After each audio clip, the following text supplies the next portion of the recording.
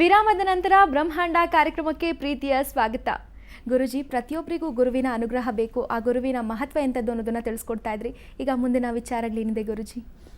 ನೋಡಿ, ಇವತ್ತು ನೀವು ಯಾವುದೇ ಒಂದು ಮಾಧ್ಯಮದಲ್ಲಿ ಕಾರ್ಯಕ್ರಮಗಳನ್ನು ನಮ್ಮ ಥರದ ಕಾರ್ಯಕ್ರಮ ನೋಡ್ತಾ ಇದ್ದ ಪಕ್ಷದಲ್ಲಿ ಆ ಕಡೆ ಈ ಕಡೆ ಯಾವುದೇ ಒಂದು ವಿಶೇಷವಾಗಿರ್ತಕ್ಕಂಥ ಅಡ್ವರ್ಟೈಸ್ಮೆಂಟ್ ಬಂದಾಗ ಚಾನೆಲ್ ಚೇಂಜ್ ಮಾಡ್ತಾ ಕುಕ್ಕುರ್ಸ್ಕೋಬೇಡಿ.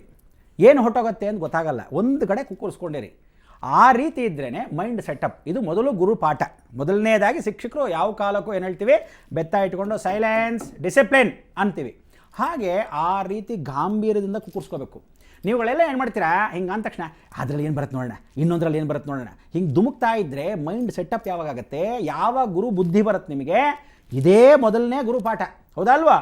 ಇವತ್ತು ನಾವು ವಿಶೇಷವಾಗಿ ಧರ್ಮ ಕರ್ಮದಲ್ಲಿ ಹೇಳ್ತಕ್ಕಂಥ ವಿಚಾರ ತಿಳ್ಕೋಬೇಕು.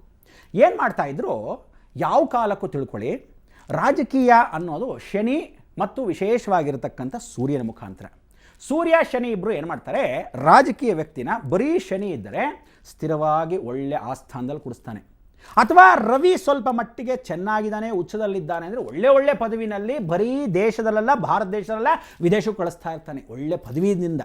ಆದರೆ ಶನಿ ಕೆಟ್ಟೋದ್ರೆ, ರವಿ ಕೆಟ್ಟೋದ್ರೆ, ಗುರು ಅನುಗ್ರಹ ಇಲ್ಲದಿದ್ದರೆ ಏನು ಮಾಡ್ತೀರಾ, ಬರೀ ಹೀಗೆ ಪುಡಾರಿಗಳ ಥರ ಓಡಾಡ್ಕೊಂಡು ಕೂತಿರ್ತೀರ ಇನ್ನೊಬ್ಬ ರಾಜಕೀಯ ವ್ಯಕ್ತಿ ಹಿಂದೆ ಛತ್ರಿ ಹಿಡ್ಕೊಂಡು. ಹಾಗೆ ಅದೇ ರೀತಿ ಸ್ವಾಮಿಗಳಾದವರಿಗೆ, ಗುರುಗಳಾದವರಿಗೆ ನಾನು ಹೇಳ್ತಕ್ಕಂಥ ಪಾಠ ತಿಳ್ಕೊಳ್ಳಿ. ಯಾವತ್ತು ನೀವು ನಂಬಿರ್ತಕ್ಕಂಥ ಮಠವಿರುತ್ತೋ, ನೀವು ನಂಬಿರ್ತಕ್ಕಂಥ ದೇವರುಗಳಿರ್ತಾರೋ, ಅಲ್ಲಿವರೆಗೂ ಯಾವ ಕಾಲಕ್ಕೂ ಯಾವ ರಾಜಕೀಯ ವ್ಯಕ್ತಿ ಆಗಲಿ, ಯಾರೇ ಆಗಲಿ, ಅವರೇ ಮನಸ್ಫೂರ್ತಿಯಾಗಿ ಬರಬೇಕು. ಯಾವತ್ತು ನೀವು ಕರೆದು, ಕೆಲವರೆಲ್ಲ ಇದ್ದಾರೆ, ಯಾರ ಹೆಸರು ನಾನು ಹೇಳಕ್ಕೆ ಹೋಗಲ್ಲ, ಯಾಕೆಂದ್ರೆ ಮಾಧ್ಯಮ ಪಾಪ ಬೇಜಾರು ಮಾಡ್ಕೊತಾರೆ, ನನಗೇನು ಭಯ ಇಲ್ಲ, ಆದರೂ ಹೇಳ್ತೀನಿ ಕೇಳಿ. ಬಂದರೆ ಸಾಕ್ಷಾತ್ MLA MP ಗಳೆಲ್ಲ ಬಂದ್ಬಿಟ್ಟಿರಪ್ಪ, ಒಂದು ಕೆಲಸ ಮಾಡಿ, ಬೇರೆ ರಾಜ್ಯದಲ್ಲಿ ಬಂದಿರೆ, ಡೆಲ್ಲಿಯಿಂದ ಬಂದಿರೆ, ಒಂದು ಕೆಲಸ ಮಾಡಿ 90-60 ಅರೇಂಜ್ ಮಾಡಿಬಿಡ್ರಪ್ಪ, ಅವ್ರು ಚಿಕನ್ಗೆ ಏನು ಕೇಳಿದ್ರು ಅರೇಂಜ್ ಮಾಡಿಬಿಡ್ರಪ್ಪ ಅಂಥೇಳಿ ಒಳಗಡೆ ಯಾವ್ಯಾವ ಡಿಪಾರ್ಟ್ಮೆಂಟಿಂದ ದುಡ್ಡು ಬರುತ್ತೋ, ಏನೇನೆಲ್ಲ ಯೋಜನೆಗಳಿದೆಯೋ ಭಾರತ ದೇಶದ್ದು ಸ್ಯಾಂಕ್ಷನ್ ಮಟ್ಟಕ್ಕೆ ಹಾಕ್ಸ್ಕೊಂಡ್ಬಿಡ್ಬೇಕು. ನಾಳೆ ರೋಡ್ ಹಾಕ್ಸ್ಕೊಂಡ್ಬಿಡ್ಬೇಕು, ನಿಮಗೆ ದೇವರ ಮೇಲೆ ನಂಬಿಕೆ ಇದ್ದರೆ ಇವ್ರನ್ನ ಯಾಕೆ ಕಾಲು ಹಿಡಿಬೇಕು? ಅದೇ ಭಗವಂತನ ಸ್ಮರಣೆ ಮಾಡಿಕೊಂಡು ಕಾಲು ಹಿಡಿತಕ್ಕಂಥ ವಿಚಾರ. ಅದಕ್ಕೆ ಇವತ್ತಿಗೂ ಶೃಂಗೇರಿ ಪೀಠ ಆಗಲಿ, ಕಾಶಿ ಪೀಠ ಆಗಲಿ, ರಂಭಾಪುರಿ ಪೀಠ ಆಗಲಿ, ಇವತ್ತಿಗೂ ವಿಶೇಷವಾಗಿ ಆ ಗತ್ತು ಗಮ್ಮತ್ತಿಂದ ಇದೆ. ಬೇರೆಯವ್ರ ಥರ ಹೀಗೇ ಹೋಗಿ ನೀವುಗಳು ಪೀಠಾಧಿಪತಿಗಳಾದಾಗ, ನಿಜವಾಗ್ಲೂ ಆ ಸಾನ್ನಿಧ್ಯ ಇದ್ದಾಗ, ಪೂಜೆ ಪುನಸ್ಕಾರ ಮಾಡಿಕೊಂಡಿದ್ರೆ ಎಂಥವರು ಬೇಕಾದರೂ ಅಲ್ಲಿ ಬರ್ತಾರೆ. ಆದರೆ ಎಷ್ಟೋ ನಿಜವಾಗಿ ಒಳ್ಳೆ ರಾಜಕೀಯದವರಿದ್ದಾರೆ. ರಾಜಕೀಯದಲ್ಲಿ ನಾನು ಹೇಳ್ತಿದ್ದೀನಿ ಕೇಳಿ, you should be in politics, don't do politics. ರಾಜಕೀಯವನ್ನು ಮಾಡಬೇಡಿ. ರಾಜಕೀಯದಲ್ಲಿದ್ದು ಅಯ್ಯಬ್ಬ ಎಷ್ಟು ಜನ್ಮದ ಪುಣ್ಯ, ನಾನು ಇವತ್ತು ಒಳ್ಳೆ ಪಟ್ಟವನ್ನು ಅನುಭವಿಸಿದ್ದೀನಿ, ಈ ಪಟ್ಟದಿಂದ ಜನಗಳಿಗೆ ಮೋಸ ಮಾಡಬಾರ್ದು, ನಿನ್ನ ಮನಸ್ಸಾಕ್ಷಿಗೆ ಮೋಸ ಮಾಡಬಾರ್ದು ಅಂತ ಅವರುಗಳು ಇವತ್ತು ಎಷ್ಟೋ ಜನ ನಿಜವಾದ MLAಗಳು MP ಗಳು ಕೆಲಸ ಕಾರ್ಯಗಳನ್ನು ಶ್ರದ್ಧಾ ವಹಿಸಿ ಮಾಡಿದ್ದಾರೆ. ಆದರೆ ಕೆಲವರಿದ್ದಾರೆ ಇವತ್ತು ಬರೀ ದೋಚೋದೇ ಆಗೋಯ್ತು. ಮೊದಲೆಲ್ಲ ಪಾಪ ಏನು ಮಾಡಿದ್ರು, 25% ವಿಶೇಷವಾಗಿ ತಿಂತಾಯಿದ್ರು. ಮೊದಲು ತಿಂತಾನೇ ಇರಲಿಲ್ಲ ಕ್ಲೀನ್ ಹ್ಯಾಂಡು, ಆಮೇಲೆ 25% ತಿನ್ನಕ್ಕೆ ಶುರು ಮಾಡಿದ್ರು, 75% ಕೆಲಸ ಇರ್ತಿತ್ತು. ಅದಾದ್ಮೇಲೆ ಸ್ವಲ್ಪ ದಿವಸ ನೋಡಿ 50-50 ಮಸ್ಕಾ ಚಸ್ಕಾ ಇದ್ದಂಗೆ ಸ್ವಲ್ಪ ಅರ್ಧ ತಿನ್ಬಿಡೋದು, ಅರ್ಧ ಕೆಲಸ ಕಾಣ್ತಿತ್ತು. ಅದಾದಮೇಲೆ 25% ಮಾತ್ರ ಕೆಲಸ ಕಾಣೋದು, 75 ಭಾಗ ನುಂಗ್ಬಿಡೋದು. ಇನ್ನು ಸ್ವಲ್ಪ ದಿವಸ ಹೋಯ್ತು, ಇವತ್ತಿನ ದಿವಸ ಕಾಲಕ್ಕೆ ಎಷ್ಟು ಮಟ್ಟಿಗೆ ಮಾನ ಮರ್ಯಾದೆ ಎಲ್ಲ ಹೋಗ್ಬಿಟ್ಟಿದೆ ಅಂದರೆ ಒಂದು ಪೈಸಾ ಕೆಲಸ ಕಾಣ್ತಿಲ್ಲ ರೀ. ಆ ಸರ್ಕಾರಿಗಳ ವಿಚಾರದಲ್ಲಿ ಏನು ಹೇಳ್ತಾರೆ, governments work is God's work ಅಂತ ಎಲ್ಲಿದೆ ಮನಸ್ಸಾಕ್ಷಿ ಪೂರ್ವಕವಾಗಿ. ಅದಕ್ಕೆ ಹೇಳ್ತಾ ಇದ್ದೀನಿ, ಗುರುಗಳು ಯಾವ್ಯಾವ ಮಠದಲ್ಲಿದ್ದೀರೋ, ನಿಜವಾಗ್ಲೂ ಯಾವ್ಯಾವ ಧರ್ಮದ ಗುರುಗಳಿದ್ದೀರೋ ಪೀಠದಲ್ಲಿ ಕೂತ್ಕೊಳ್ಳಿ. ನಿಜವಾದ ಸಾಧನೆ ನಿಮ್ಮಲ್ಲಿರ್ತಕ್ಕಂಥ ದೇವಸ್ಥಾನದಲ್ಲಿ, ಗದ್ದಿಗೆಯಲ್ಲಿ, ಅಲ್ಲಿರ್ತಕ್ಕಂಥ ಒಂದು ದೇವರ ಬಲದಲ್ಲಿ ಪೂಜೆ ಪುನಸ್ಕಾರವನ್ನು ಮಾಡಿ. ಯಾರು ಬಂದರೂ ಕೇಳಿ ಕಮ್ಯಾಂಡಿಂಗ್ ಆಗಿ ಹೇಳಿ, ಆವತ್ತಿನ ದಿವಸ ಇದು ನನ್ನ ಕೆಲಸ ಆಗಬೇಕು, ನನ್ನ ಸುತ್ತಮುತ್ತಲೂ ಇರೋ ಪರಿಸರ ಸರಿ ಹೋಗಬೇಕು. ನೀವುಗಳು ಅಧಿಕಾರದಲ್ಲಿ ಕೂತಿದ್ದಾಗ ವಿಚಾರಗಳನ್ನು ಮಾಡಬೇಕು. ಟೇಬಲ್ ಕೆಳಗೆ ಲಂಚ, ಮೇಬಲ್ ಮೇಲೆ ಲಂಚ, ಈ ನಡುವೆ ಏನಾಗಿದೆ, ಲಂಚ ಕೊಡ್ದಿದ್ದವನು ವ್ಯಾಲ್ಯೂನೇ ಇಲ್ಲ ಅನ್ನೋ ಥರ ಇವರೇ ಹೋಗಿ ಕೊಟ್ಬಿಡ್ತಾರೆ. ಕೊಡೋನಿರೋವರೆಗೂ ತಗೊಳ್ಳೋನು ಇದ್ದೇ ಇರ್ತಾನೆ. ಯಾವತ್ತು ಕೊಡೋದು ಬಿಡ್ತಿರೋ, ಕೊಡಲ್ಲ ಅಂತ ಎದುರು ನಿಂತ್ಕೊತಿರೋ, ಪಾಪ ಅಣ್ಣಾ ಹಜಾರೆ ಅಲ್ಲಿಂದ ಬಡ್ಕೊತಾ ಇದ್ದಾರೆ. ಎಷ್ಟು ವಿಶೇಷವಾಗಿ ಮಾತಾಡ್ತಾ ಇದ್ದಾರೆ, ಯಾರು ಕೇಳ್ತೀರ? ಅಯ್ಯೋ ಯಾರೋ ವಯಸ್ಸಾದ ತಾತ ಹೊಡ್ಕೊತಾ ಇದ್ದಾರೆ ಅನ್ಕೊಂತೀರ. ನಿಜವಾಗ್ಲೂ ಆತ್ಮಾಭಿಮಾನ ಇರ್ತಕ್ಕಂಥ ಭಾರತ ದೇಶದಲ್ಲಿ ಯಾರೇ ಇದ್ರೋ ಗುರು ಅನುಗ್ರಹ ಅಂತ ತಿಳ್ಕೊಳ್ಳಿ. ಇನ್ನು ಮೇಲೆ ಎಲ್ಲರೂ ತಿಳ್ಕೊಳ್ಳಿ, ಲಂಚವನ್ನು ಕೊಡಬಾರ್ದು ಅಂತ. ನೀವೆಲ್ಲ ಹೀಗೆ ಮಾಡ್ತಾ ಇದ್ದರೆ ಖಂಡಿತ ಹೇಳ್ತೀನಿ, ಇನ್ನು ಸ್ವಲ್ಪ ದಿವಸದಲ್ಲಿ ಕರೆಂಟ್ ಹೋಗುತ್ತೆ ಅಂತ ನಾನು ಏನು ಹೇಳಿದ್ದೆ ಇವತ್ತಿನ ದಿವಸ ಉತ್ತರ ಭಾರತ ಪೂರ್ತಿ ಅನುಭವಿಸಿದೆ. ಯಾವತ್ತೂ ತಿಳ್ಕೊಳ್ಳಿ, ಅವನು ಯಾವನೋ ಪ್ರಶ್ನೆ ತರಲೆ ನನ್ನ ಮಗ ಕೇಳ್ದ ಒಬ್ನು, ಏನಂತ, ನೀವು ಹೇಳಿದ್ರಿ ಹೋದ ವರ್ಷ ಕರೆಂಟ್ ಈ ವರ್ಷ ಹೋಯ್ತು, ನೀವು ಹೇಳಿದ್ದಕ್ಕೆ ಹೋಗಿಲ್ಲ ಅಂತ. ದೇವರು ಅನ್ನೋನು ಇದ್ದಾನೆ, ನಾನು ದೇವರಲ್ಲ, ಆದರೂ ಹೇಳ್ತೀನಿ ಕೇಳಿ, ನಾನು ಹೇಳಿರೋ ವಾಕ್ಯವನ್ನು ದೇವಿ ಯಾವತ್ತೂ ಸುಳ್ಳು ಮಾಡಲ್ಲ, ನನ್ನ ಮಗ ಸುಳ್ಳು ಆಗಬಾರ್ದು ಅನ್ನೋ ವಿಚಾರಕ್ಕೆ. ಅದಕ್ಕೆ ಅವಳು ಏನು ಹೇಳ್ತಾಳೆ ಗೊತ್ತಾ, ಇವತ್ತು ಹೋಗುತ್ತೆ ಅಂದರೆ ನಾಳೆ ಹೋಗಿಸ್ತಾಳೆ, ಇಲ್ಲದ್ರೆ ನಾನು ದೇವರಾಗ್ಬಿಡ್ತೀನಲ್ಲ. ಅದಕ್ಕೋಸ್ಕರ ಅವಳೇ ಭಗವತಿ, ನಾವು ಯಾವತ್ತೂ ಕಾಲ ಧೂಳು ಸಮಾನ.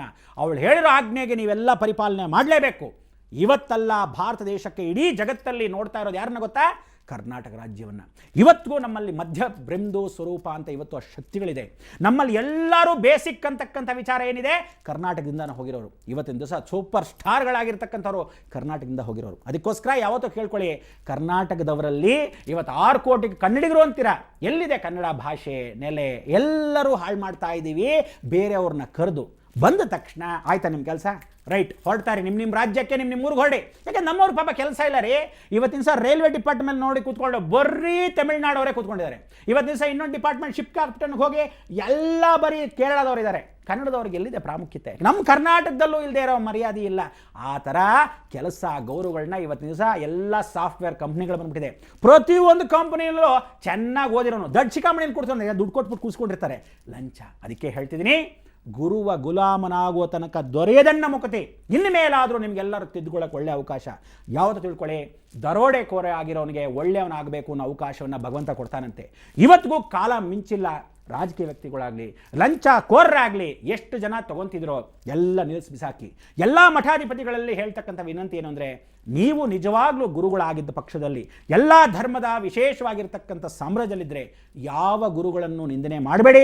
ಯಾವ ಗುರುಗಳು ವಿಶೇಷವಾಗಿರ್ತಕ್ಕಂಥ ಒಳ್ಳೆಯ ಸದ್ಗುರುಗಳಿದ್ದಾರೋ ಅವರ ಮಾರ್ಗದರ್ಶನ ಎಂದಿಗೂ ಕರ್ನಾಟಕದ ಒಬ್ಬರೇ ಅಲ್ಲ, ಜಗತ್ತಿಗೋಸ್ಕರ ಆ ಪೀಠವನ್ನು ಕೂಡಿಸಿರೋನೇ ಶನೇಶ್ವರ. ಅದಕ್ಕೆ ಕರ್ಮಾಧಿಪತಿ. ಅದಕ್ಕೆ ಧರ್ಮದಲ್ಲಿ ಏನು ಹೇಳುತ್ತೆ, ಧರ್ಮೋ ರಕ್ಷತಿ ರಕ್ಷಿತ ಅಂತ. ಕೃಷ್ಣಂ ಒಂದೇ ಜಗದ್ಗುರು ಮೊದಲನೇ ಗುರು, ವ್ಯಾಸರಾಯರು ಎರಡನೇ ಗುರು, ಆದಿ ಶಂಕರಾಚಾರ್ಯರು ಭೂಲೋಕಕ್ಕೆ ಬಂದಿರತಕ್ಕಂಥ ಮನುಷ್ಯ ದೇಹದಲ್ಲಿ ಬಂದಿರತಕ್ಕಂಥ ಸದ್ಗುರು ಸಾಕ್ಷಾತ್ ಶಂಕರಾಚಾರ್ಯರು, ಸಾಕ್ಷಾತ್ ಶಿವನ ಸ್ವರೂಪ. ಅದಕ್ಕೆ ವ್ಯಾಸಾಯ ವಿಷ್ಣು ರೂಪಾಯ ಶಿವಶ್ಚ ಹೃದಯಂ ವಿಷ್ಣು, ವಿಷ್ಣೂಶ್ಚ ಹೃದಯಂ ಶಿವ, ಸಾಕ್ಷಾತ್ ಶಂಕರ ಭಗವತ್ಪಾದಂ ಶ್ರೀ ನಮೋ ನಮಃ ಅಂತ ಹೇಳಿ ಸ್ಮರಣೆ ಮಾಡ್ಕೊತೀವಿ. ಹಾಗೆ ಈ ಜೀವನವನ್ನು ನೀವು ಸಾಗಬೇಕಾದ್ರೆ ಈ ಗುರುವಾರದಂದು ನಾನು ಹೇಳಿರೋ ಒಂದೊಂದು ಮಾತನ್ನು ಜ್ಞಾಪಕ ಇಟ್ಕೊಳ್ಳಿ.